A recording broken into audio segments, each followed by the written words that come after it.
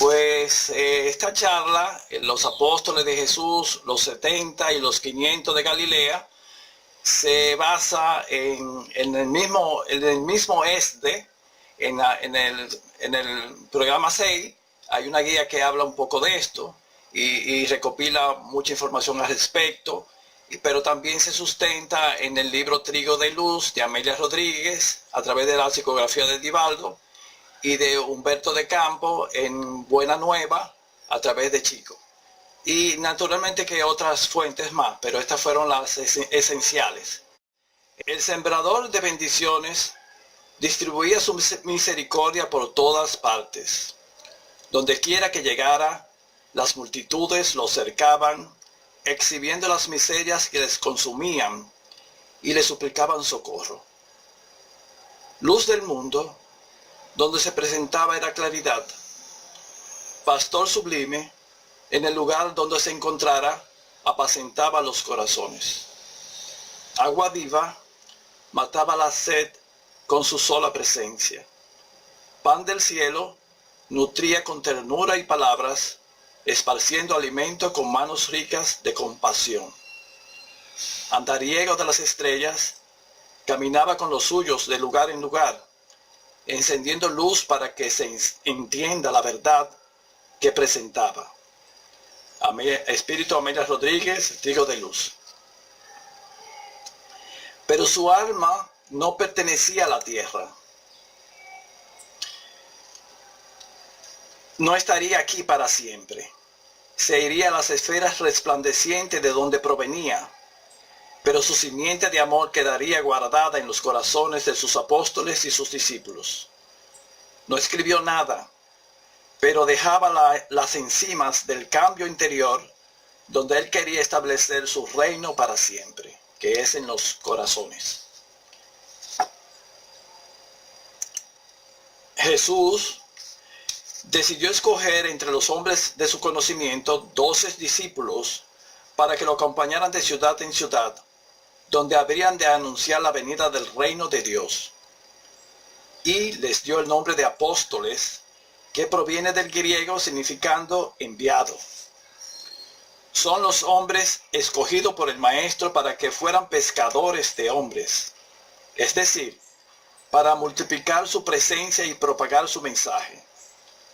Id y haced discípulos en todas las naciones, enseñándoles que guarden todas las cosas que les he mandado, y yo estaré con vosotros. Mateo 28, 19, 20.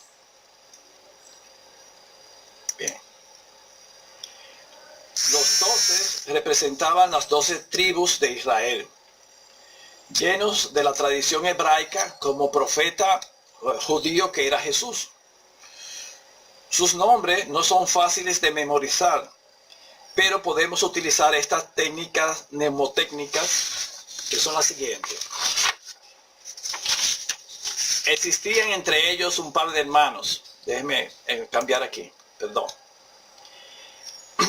O sea, Andrés y Simón Pedro, Santiago y Juan el mayor. Y también existían 6 apóstoles con el nombre repetido: Simón Pedro y Simón el Celote, Santiago el mayor, que era hermano de Juan, y Santiago el menor. Santiago se traduce del griego por Jacobo. Judas Tadeo y Judas Iscariote. Otra forma de recordarlos a sus discípulos es por su ubicación o su afiliación. Por ejemplo, de la aldea de Betsaida, próxima a Cafarnaúm, tan cerca quedaba una aldea de la otra, que Jesús predicaba en Cafarnaúm y pernoctaba en la casa de Simón Pedro en Betsaida. En Cafarnaúm, Jesús centralizó su prédica y su labor asistencial diaria a los pobres, desesperados y afligidos, y a los enfermos del cuerpo y del alma. Debo dar unos datos geográficos. En esta parte del Asia Menor existe una depresión interior, una de las más profundas del mundo, atravesada por el río Jordán. que no sale al mar, sino que muere en el mar muerto, que está a 435 metros por debajo del nivel del mar. Llegando así, llamado así muerto, porque es un lago hipersalado y endorreico, que por evaporación vierte sus aguas a la atmósfera en vez de a su suelo, como es lo habitual, o en el mar, que es la ubicación habitual de los lagos.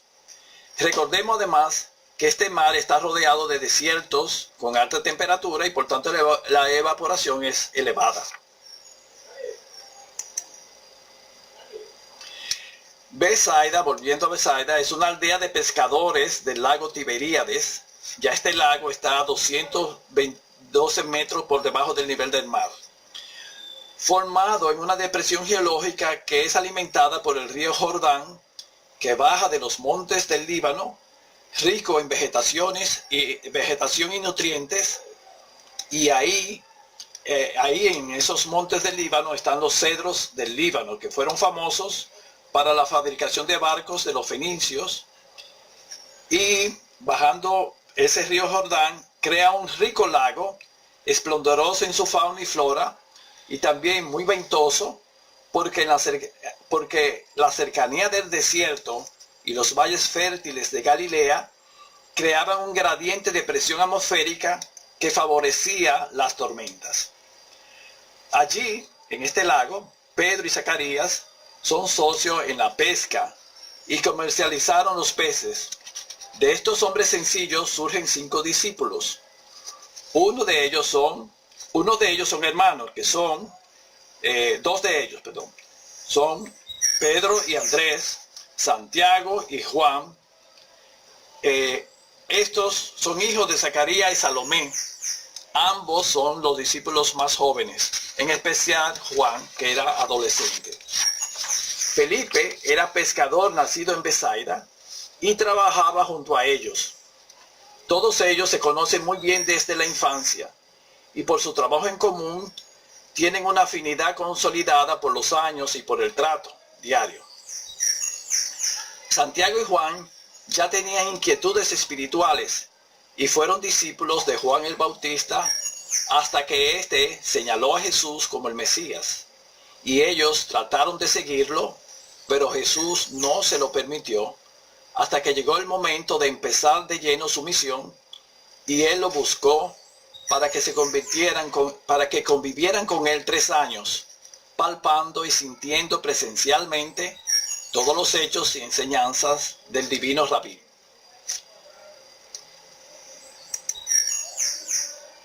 Jesús amaba la Galilea y sus hijos, criaturas sencillas y sinceras, trabajadoras y sin ambiciones envilecedoras, dice Amelia Rodríguez. Esto lo hacía las personas más idóneas para sembrar sus enseñanzas en sus corazones. Solo Judas Iscariote era de Judea.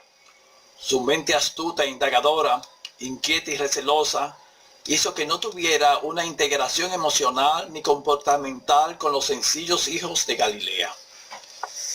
Pablo de Tarso reconocería en el futuro que ellos tenían sabiduría y una lúcida inteligencia, características esenciales para sus misiones, pero además tenían lo más esencial, la humildad, lo cual lo hacía espíritu por encima de la media de los encarnados que los rodeaban. Con esto quiero decir que los apóstoles no eran perfectos, eran seres humanos con defectos y virtudes, pero las enseñanzas de Jesús le ayudó a transformarse y a crecer interiormente y a realizar sus misiones.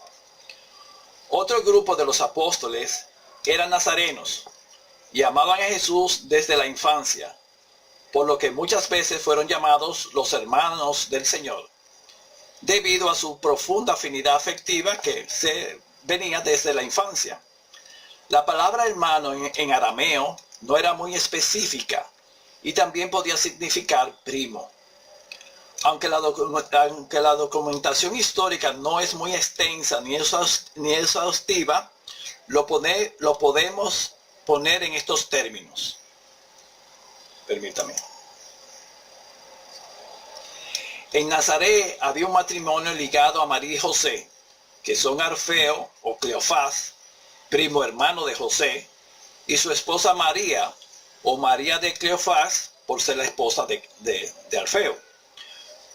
Ella fue una discípula ferviente del Mesías, y ella, en su entusiasmo, propició que sus hijos se hicieran apóstoles. Estos eran Leví, él era publicano. María estaba avergonzada de este trabajo de su hijo mayor, que luego lo llamarían por Mateo. Este poseía cultura, por eso fue funcionario público y primer evangelista. Y debo añadir que Jesús no permitió que Leví, Mateo, escribiese nada hasta que no llegase el momento de su prédica. Hasta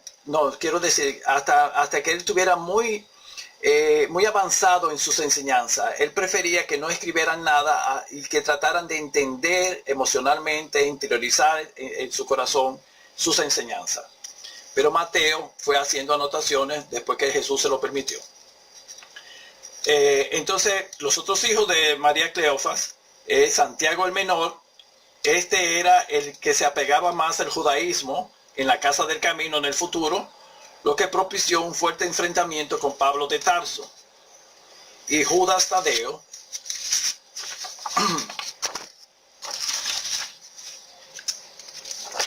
déjeme chequear una cosa, escúcheme.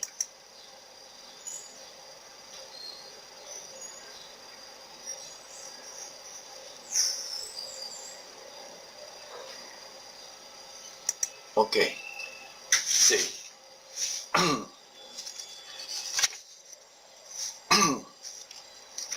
Déjeme aprovechar y decir que María de Cleofás era hermana menor de María de Nazaret. Según informaciones, debo decir que la información es de Wikipedia. En una familia judía no se repetía el nombre normalmente, pero como María de Nazaret fue entregada al templo y salió de la convivencia familiar, la familia le asignó el nombre de María a su hermana menor. Era llamada de Cleofás por su esposo. Ella era de las santas mujeres que acompañaban a Jesús en sus viajes. Asistió a su suplicio, a su entierro, y fue también una de las primeras que lo vieron después de resucitado. Sus hijas también fueron discípulas del maestro. Se llaman Lidia, Licia y Susana. Esta última está registrada en los evangelios en Lucas 8:3, formando parte del equipo femenino del Mesías, porque Jesús elevó a la mujer. En la Biblia se habla poco de la mujer. Muchas veces se le menciona, pero no se dan sus nombres. Esto se debe a esa cultura patriarcal y machista de esa época.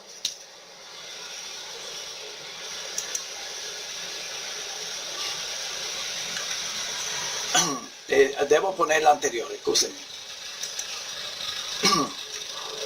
Los otros 4 apóstoles que nos faltan son Bartolomé de Caná o Nataniel, que Felipe lo presentó a Jesús.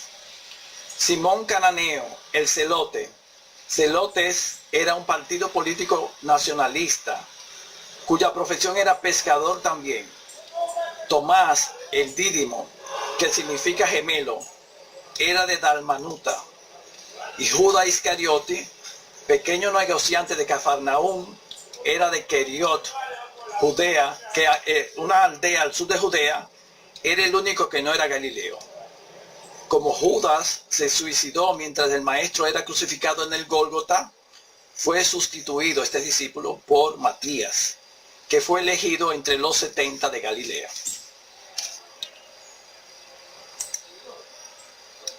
Otros apóstoles en la difusión del evangelio fueron Pablo y Bernabé. Bernabé era un judío que vivía en Chipre. Él era hermano de María Marcos. Marco por su esposo, como se acostumbra actualmente en la cultura inglesa que la mujer toma el apellido del esposo. Ella era una solícita seguidora del maestro en Jerusalén. poseía vastas posibilidades financieras y ella cedía el cenáculo donde se reunía Jesús con los 12, y después de la crucifixión fue el lugar de oración de los apóstoles, y fue en ese sitio donde ocurrió el Pentecostés. También era madre de Juan Marcos, el futuro evangelista, que era un seguidor de Pedro, un discípulo de Pedro. Pablo y Bernabé iniciaron la evangelización entre los gentiles. El maestro aconsejó a sus discípulos directos que primero debían ir a las ovejas descarriadas de Israel, a los que estaban desalentados y decepcionados del judaísmo y de la fe. Siendo Pablo de Tarso, en el transcurso de los años, fue un fiel y valeroso apóstol, y debo decir que se debe a su gran reforma íntima, que se sintonizó con las esferas de Jesús, luchando, difundiendo con esfuerzo y perseverancia las enseñanzas del Maestro. Saulo, su antiguo nombre, era un hombre culto, doctor de la ley de Moisés, discípulo de Gamaliel, un sabio del judaísmo, un hombre austero consigo mismo en cuanto a cumplir de verdad con su contribución para con Dios. Su apego a lo que él consideraba la verdad lo hizo ser muy sectario y fanático, aferrado a la ley como fariseo que era. Su gran contribución es que la naciente doctrina sale del ámbito de los judíos, muy apegados a sus costumbres y ritos, y la difunde en otros pueblos, lo que le dio un carácter más universal a la buena nueva. Gentiles era un término usado por los judíos para referirse a las naciones o individuos no judíos. La palabra pagano, que significa habitante del campo, surgió después con el cristianismo en el siglo IV. Viene de pagus, que en latín significa aldea, porque el cristianismo se practicaba en las grandes ciudades, pero en las aldeas seguían con sus religiones propias del lugar, por tanto paganas. En la actualidad se utilizan como sinónimos ambas palabras, pero en su origen no fue así.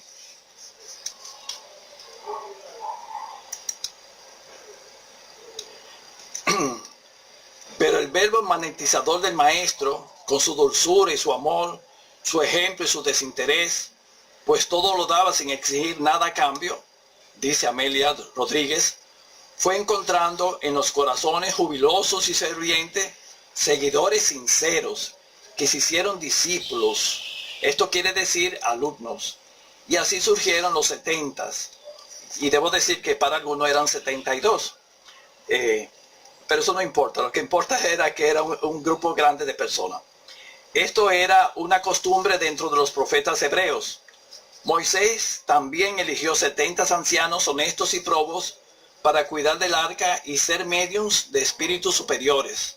Esto está en Números 11:16.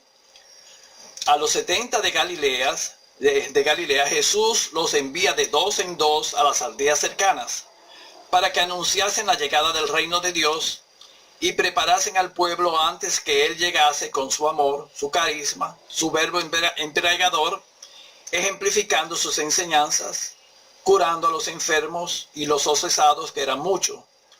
Recordemos que en esos tiempos las noticias viajaban de boca en boca y los hechos inauditos del Maestro levantaban los ánimos y su noticia se regaba como la pólvora. Jesús los aconsejó a los 70 sabiamente, y esto vale también para los apóstoles. Y esto está consignado en Lucas 10:1-12, que es titulado Misión de los 70. Los enviaba como corderos en medio de lobos, que no llevasen nada que pudiera levantar codicia, que confiaran en la providencia divina, que así simples y pobres encontrarían la casa honesta que les daría albergue y se convertiría en un punto de luz, que curasen en su nombre a los enfermos y endemoniados, como en la Biblia llamaban a los obsesados. Los apóstoles, mientras tanto, permanecieron al lado del divino Rabí, aprendiendo para luego realizar su futura misión. Y los 70 volvieron con alegría y sorprendidos de que los espíritus perturbados se les sometiesen a su autoridad en su nombre.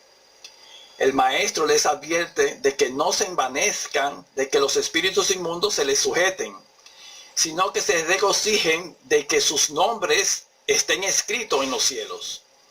O sea, que ellos, por su transformación moral, fueran ya admitidos en las esferas superiores al desencarnar, y mientras estuviesen en la tierra, fueran canales idóneos de los espíritus elevados, lo que en la Biblia se conoce como Espíritu Santo.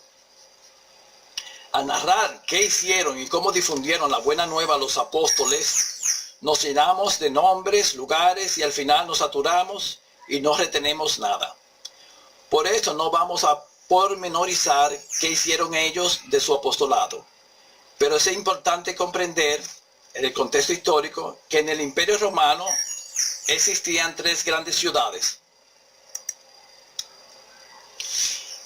que son Roma, Alejandría en el delta del Nilo, en Egipto, y Antioquía en la desembocadura del río Oronte, en la actual Turquía.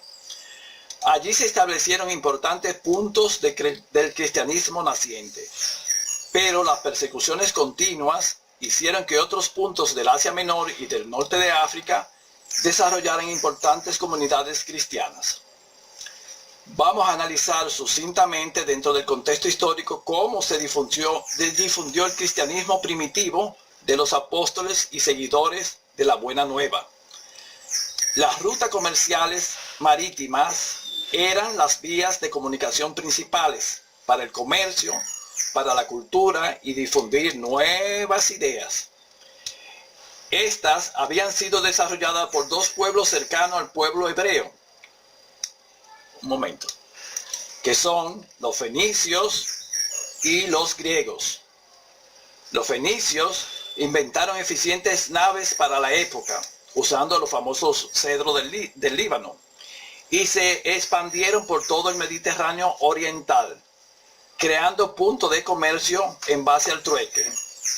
Ellos llevaban productos únicos como la púrpura, que aprendieron a sacar del tinte de un caracol, tejidos, productos derivados del vidrio y luego el marfil.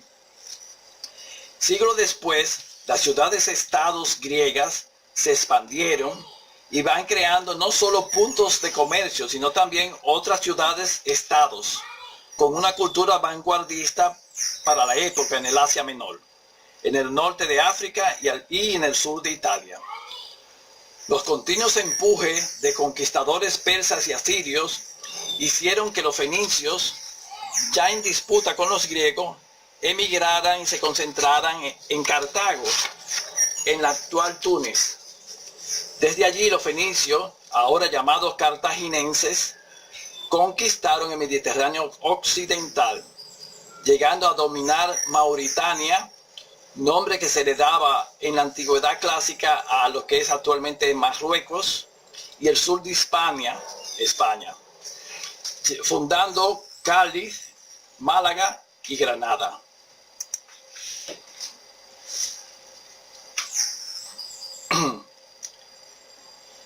Como eran grandes navegantes y comerciantes, ellos en busca del estaño llegaron a Galicia y a las islas británicas, o sea, salieron al Atlántico, y por el sur llegaron al Golfo de Guinea en busca del marfil. En ese tiempo los romanos ya empezaron a surgir y contuvieron la expansión de Cartago, que al final fue dominada y destruida por Roma. Pero de todo esto se ganaron las rutas marítimas. Y debo añadir que los hebreos, sencillo, también eran grandes comerciantes. Y ellos iban detrás de estos movimientos comerciales. Y por eso habían comunidades judías en todas estas ciudades. Por esa razón, se difundió el cristianismo naciente con facilidad en esas ciudades.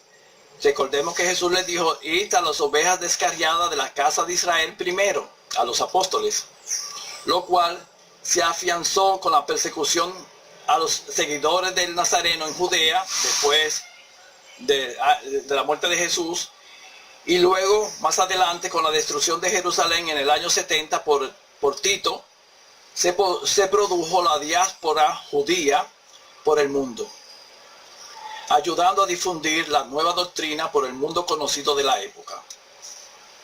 Los apóstoles llegaron a puntos muy lejanos en Persia y la India, pero su influencia se concentró principalmente en el área de Turquía, Armenia, Grecia, puntos de colonización helénica en los alrededores del Mar Negro. Había algunas tribus judías en Etiopía y en el reino de Saba, parte de Yemen actual, y en el África Oriental, en Etiopía.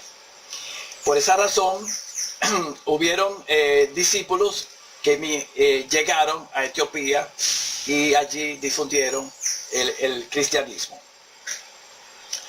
Antes de continuar, queremos resaltar una nota consignada en el libro de Manuel A Camino de la Luz.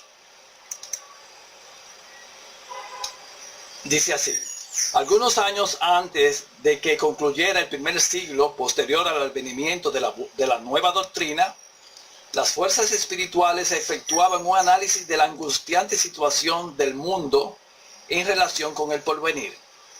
Ya Roma estaba muy contaminada, podemos decirlo de esa manera. Entonces, bajo la égida de Jesús, se establecen nuevas orientaciones de progreso para la civilización y esbozan los trazos iniciales de los países europeos de los tiempos modernos. Entonces, el centro de civilización iba a pasar del Asia Menor, Grecia y Egipto, hacia los países de la Europa moderna: Inglaterra, Francia, Alemania, los Países Bajos, España, Portugal, incluyendo a Rusia, porque allí se estableció la Iglesia Ortodoxa y el cristianismo también.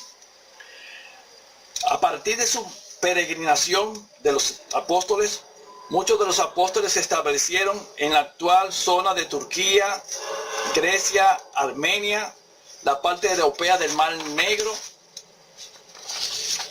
el norte de África, la Cirinea, que es la actual ciudad de Bengasi en Libia, Cartago, y fueron otros focos de luz donde se expandió, se llevó hacia la Mauritania, a Marruecos y al sur de Hispania, incluso las Islas Británicas. O sea, se difundió a través de las rutas de navegación que desarrollaron los cartagineses y los griegos y que luego los romanos usaron. Como curiosidad, la bandera británica tiene una X en medio en honor al apóstol Andrés, que fue martirizado en una cruz en X. Se dice que él llegó a Escocia, pero no hay una confirmación histórica de eso.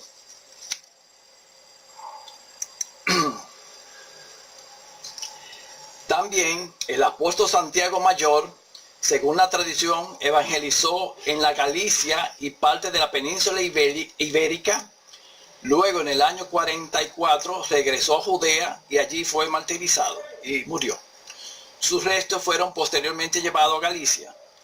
Pablo de Tarso también difundió la buena nueva en la zona de Levante, o sea, Cataluña y Valencia, y esa parte sur de España. La parte mediterránea de Francia también recibieron mensajeros de la doctrina naciente. E incluso hay un hecho narrado en Pablo y Esteban, donde Pablo tiene una evidencia en la ciudad de Filipo, y él estaban enseñándole a unas niñas la buena nueva. Y él tuvo esa evidencia de que esas niñas eran como palomas que se irían a esa Europa pagana, por decirlo de alguna manera, a llevar la palabra del maestro allí.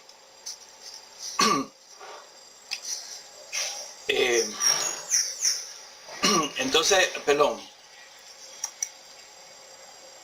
Ahora vamos a hablar de Juan. Juan, el discípulo bien amado, porque era adolescente entre los discípulos y por su gran afinidad espiritual con Jesús. Observemos que su evangelio trata no tanto del aspecto histórico de las enseñanzas del maestro, sino que trata de la parte espiritual más profunda. Tiene una profunda reverencia por la figura del maestro. narrando de forma más extensa sus enseñanzas, no nos habla de milagros, sino de señales. Nos trae la promesa del Consolador, que los otros evangelistas no hablan del Consolador. Y es bonito saber que el Consolador significa, del hebreo, del griego, significa esclarecer, defender y estar a nuestro lado. Entonces eso quiere decir que el Consolador va a estar al lado de todos sus seguidores, incluyéndonos a nosotros si somos fieles al Maestro. Esto está consignado por Haroldo Dutra en su libro, que aquí está, Comentario del Evangelio de Juan, en base a las notas de Manuel. Juan se estableció en Éfeso y junto a María de Nazaret, después de sobrevenir a su entierro en la isla de Patmos, preso por el emperador Domiciano y mandado a matar, incomprensiblemente él sobrevive y es liberado por el miedo de los soldados. Cambia de nombre para que los soldados no sean ajusticiados y regresa a Éfeso como el hermano Francisco. Pero debo decir que Juan y María de Nazaret, por eso había esa afinidad de Jesús con Juan. Jesús le pide a Juan que se encargue de su madre. Y Juan y María de Nazaret, María vivió como 20 o 30 años en Éfeso, y allí ella hizo su labor en la difusión de la Buena Nueva. Y Juan hizo allí muchos prosélitos y fue un punto de la Buena Nueva muy hermoso y muy bonito. Ya vemos, pero Juan tuvo una vida larga. Cuando él regresó como hermano Francisco, tuvo una vida larga de más de 100 años. Y tuvo como uno de sus discípulos a Ignacio de Antioquía, uno de sus discípulos que tuvo también una larga vida, y difundieron ambos en el Asia Menor y en el norte de África. Este Ignacio de Antioquía fue uno de los niños que Jesús bendijo cuando era bebé. Y realmente en el siglo I, los primeros 20 o 30 años del siglo I, él todavía estuvo difundiendo la Buena Nueva. Como vemos, los apóstoles cumplieron con su misión e hicieron otros nuevos apóstoles que continuaron la labor de llevar el mensaje renovador que representa las enseñanzas del Evangelio. Por ejemplo, Ananías fue un discípulo de Pedro en la Casa del Camino que se fundó en Jerusalén. Luego se convirtió en un gran propagador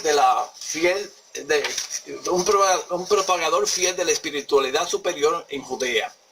En las pequeñas aldeas donde muchas personas habían sido beneficiarios del famoso rabí y necesitaban un empuje espiritual para la tarea a la que fueron convocados para el futuro en la nueva revelación.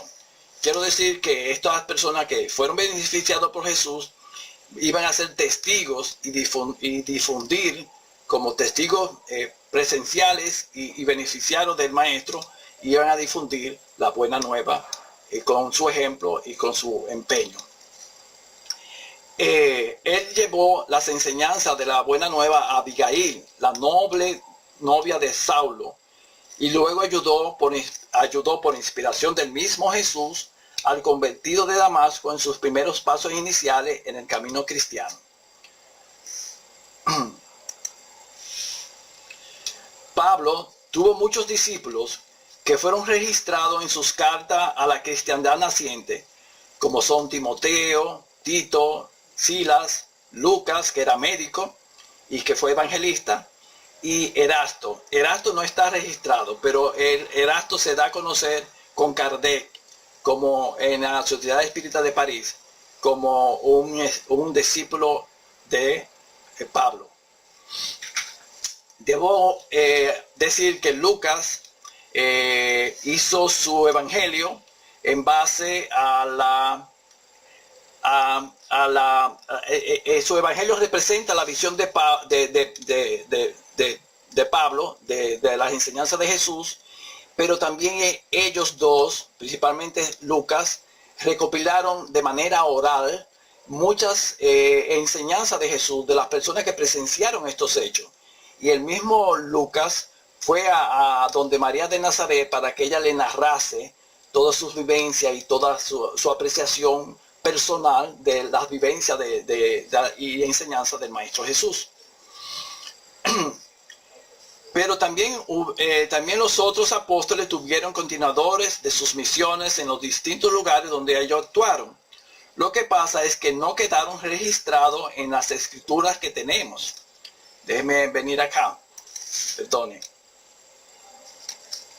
Sin embargo, ahora vemos cómo espíritus, como Humberto de Campos, a través de la mediunidad de Chico Javier, y León Tolstoy, a través de Ivonne de Pereira, nos narran heroicas y conmovedoras historias de esos primeros cristianos que hicieron grandes sacrificios para la propagación de la nueva revelación. El término cristiano fue por inspiración de Lucas en Antioquía, porque los seguidores de Nazareno eran llamados los hombres del camino. Entonces Lucas recibió la inspiración de que lo que los unía a todos ellos, judíos y gentiles, era la nueva doctrina del Cristo, y de ahí vino el término de cristiano.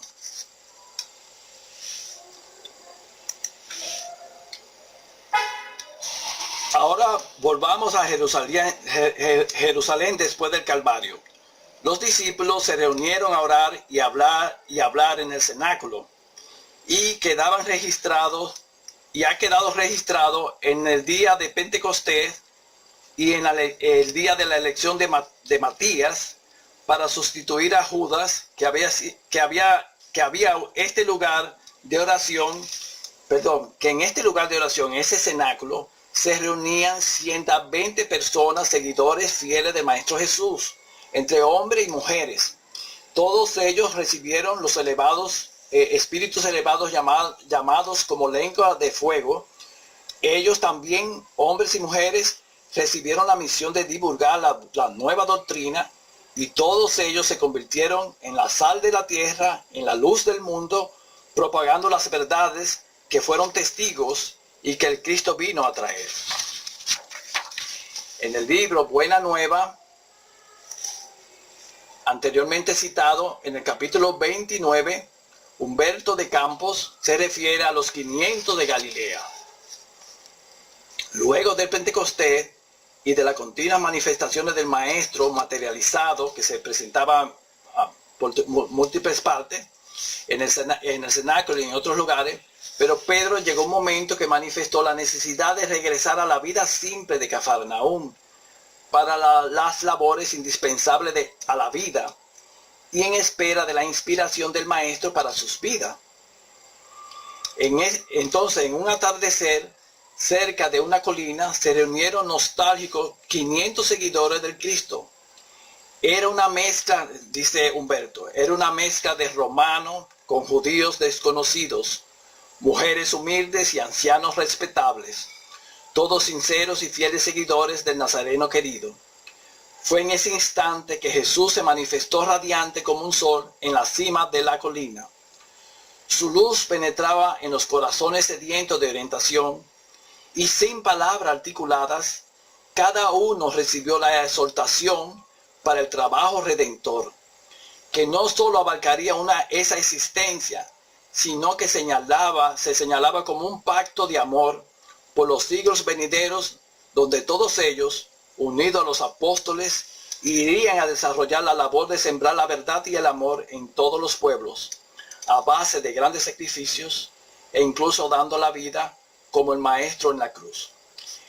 Él decía en los pensamientos: hasta que mi reino se establezca en la tierra, no conoceréis el amor en el mundo. Yo, no obstante, llenaré vuestra soledad con mi asistencia incesante. Y ellos iban ejecutando su trabajo y han hecho nuevos discípulos entre los espíritus rebeldes y arrepentidos, como nosotros, y se han multiplicado las mies, pues aún los trabajadores son pocos y muchos son los llamados al camino redentor.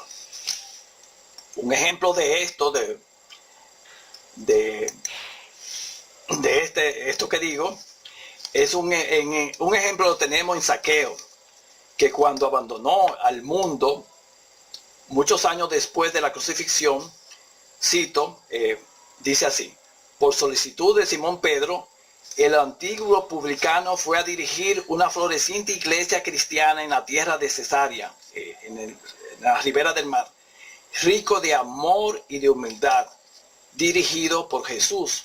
Esto está en la primicia del reino de Amelia Rodríguez. El espíritu de Tolstoy declara haber oído narrar en el mundo espiritual a este espíritu de Zaqueo, que dice así: la bondad del maestro Galileo tocárame el corazón para siempre. Me conquistó así por toda la consumación de los siglos. Y esto está en el libro Resurrección y Vida por Tolstoy, psicografiado por Ivonne de Pereira. Pero recordemos que tanto Chico, Javier, Divaldo Franco y la misma Ivonne, mientras van psicografiando, ellos van viendo las escenas de lo que están escribiendo. Y por esta razón, ella supo que Zaqueo era el venerable Becerra de Meneses, el médico de los pobres de Río de Janeiro y el apóstol del espiritismo en Brasil. Este testimonio de Ivonne fue registrado por un presidente de la Federación Espírita Brasileña en un libro titulado Ivonne Pereira, una heroína silenciosa, por Alfonso Borges Gallego Suárez. Bien. Entonces, Zaqueo Becerra continúa hoy trabajando en el espacio, donde tiene una playa de espíritus que reencarnan en las lides espíritas y que trabajan en el mundo espiritual, multiplicando ampliamente el mensaje del Nazareno querido. Todos nosotros somos convocados a este ágape divino. Es un compromiso con la verdad y con Jesús que llega a todos nosotros a través de sus mensajeros.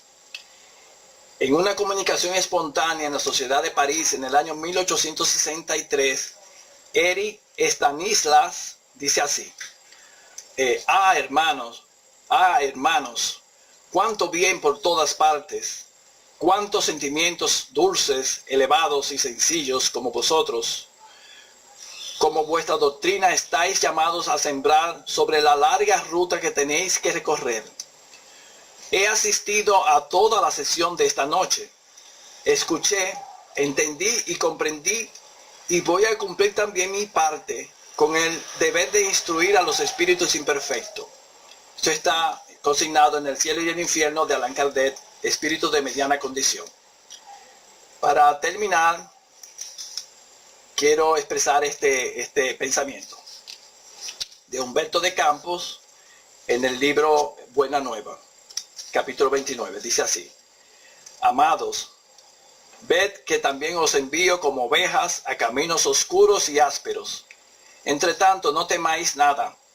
Sed fieles a mi corazón, como yo soy fiel, y el buen ánimo representa vuestra estrella. Id al mundo, donde tendréis que vencer el mal. Perfeccionemos nuestra escuela milenaria, para que allí sea interpretada y puesta en práctica la ley de amor de nuestro Padre, en obediencia feliz a su augusta voluntad. Humberto de Campos.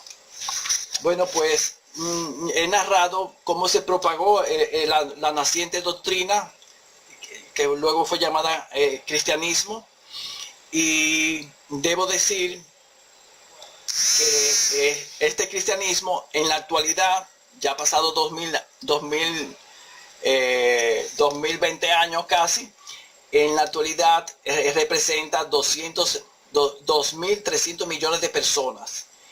Y se ha dividido, a veces creemos que la cristianidad es solamente los católicos, y no es así. Los católicos representan el 50% de los cristianos. Las iglesias orientales, los coptos en Egipto y en Etiopía, hay otros cristianos en Serbia, Bulgaria y Rumanía, y la iglesia ortodoxa representa el 15% de los cristianos, que tiene la rama griega, que su centro está en Constantinopla, y la rama eslava, que su centro está en Moscú. Los protestantes surgen con Lutero y Calvino, y también surgió el cisma con la iglesia anglicana, que fue porque el rey Enrique VIII se quiso divorciar y buscó esa manera de crear, de divorciarse. Pero creó otra iglesia, la anglicana. La anglicana actualmente sigue vigente y en América también. Pero en sentido general, los protestantes se dividieron en múltiples, se dividieron increíblemente en múltiples denominaciones, y ellos representan el 36, casi el 37% de los cristianos. Ahí vemos que los mormones, los bautistas, los cuáqueros, los evangelistas, los testigos de Jehová y muchísimas otras denominaciones proliferaron tanto en los dos lados del Atlántico, y el trabajo que empezó en esa Judea sencilla, donde no se escribió nada. Hoy el cristianismo representa, yo busqué las religiones. El cristianismo es la principal religión de la humanidad terrestre y representa el 31% de las religiones del mundo. El Islam está como en segundo lugar y el hinduismo como tercer lugar. Debo decir que el judaísmo en la actualidad representa el 0.2% de la religión mundial. Pero el hecho es que de ese pequeño núcleo de 12 discípulos, de los 70 de Galilea, de los 500 de Galilea y de tantos otros beneficiados del Maestro, se lanzó el mensaje renovador de la buena nueva, y estaba en los, en los designios de lo alto, que esta doctrina, que este mensaje de amor, de perdón, de luz, que representa el Evangelio de Jesús, se regara por la tierra, aunque muchos no lo entendieran a cabalidad y a profundidad. Pero por eso tuvo que venir la tercera revelación, para aclarar las cosas que durante los siglos pues se cambiaron. Pero lo importante es que la doctrina de Jesús ha sido un trabajo de siglos. Y por ejemplo, Vicente de Paúl en París representa a un discípulo antiguo del cristianismo primitivo, que reencarnó en París junto a su amiga, la Marillat, se me olvida el nombre de ella. Ambos representan ese cristianismo primitivo redivivo en esa presencia. Francisco de Asís es ese padre, ese es mismo Juan, que reencarna en Italia, y es acompañado por 200 espíritus que propagan su mensaje. El hecho es que es un trabajo de reencarnar muchas veces para traer la verdad al mundo. Y continúa el trabajo.